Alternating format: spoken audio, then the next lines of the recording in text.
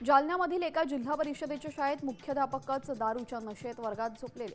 भोकरदन तालुक्यामध्ये टाकळी येथे जिल्हा परिषद प्राथमिक शाळेतला हा संपूर्ण प्रकार आहे। भीमराव कोजरके असे या मुख्याध्यापकाचं नाव असून केंद्रप्रमुखांच्या तक्रारीवरून मुख्याध्यापकावर गुन्हा दाखल करण्यात आला आहे।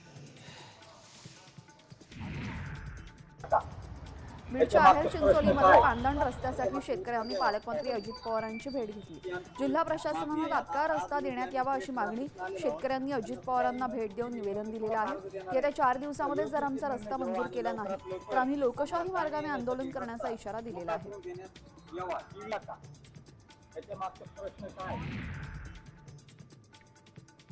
संभाजीनगरच्या फुलंब्रीमध्ये तालुक्यात मका पिकावर अमेरिकन लष्करी अळीचं संकट आलेलं आहे। महागडी औषध फवारणी करूनही लष्कर अळी नियंत्रणात नाहीये, त्यामुळे शेतकरी चिंतेत सापडलाय। फुलंब्रीमध्ये तालुक्यात शेतकऱ्यांनी सुमारे 22,000 हेक्टर क्षेत्रामध्ये मका पिकाची लागवड केली आहे।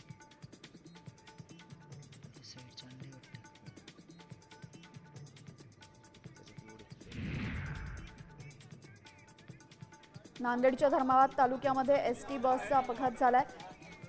चिकना फाट्याजवळ बस खड्ड्यात उलटलेली। दुर्घटनेमध्ये 5 विद्यार्थ्यांसह 8 जण गंभीर जखमी झाले। जखमींना धर्माबादच्या शासकीय रुग्णालयामध्ये दाखल केलेले आहे।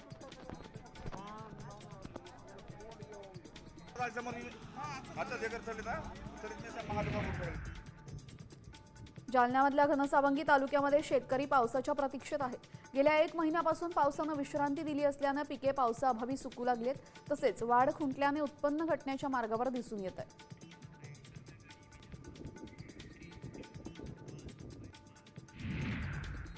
आता isakal.com आहे देशातील नंबर 1 ची मराठी न्यूज वेबसाईट। प्रत्येक अपडेटसाठी isakal.com ला नक्की भेट द्या।